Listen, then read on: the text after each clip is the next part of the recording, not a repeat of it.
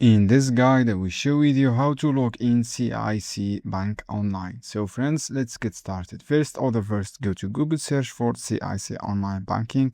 This is the keyword, friends, and then click on the first result here. You will see this page, guys. All you have to do, go to customer area from here, and then write your identity, this one, your user identity.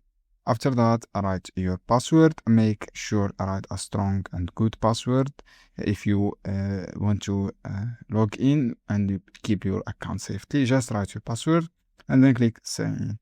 So guys, if you forget your access code, just click forget access code, and then you will see steps to erase your password and access your account. Just click erase your password.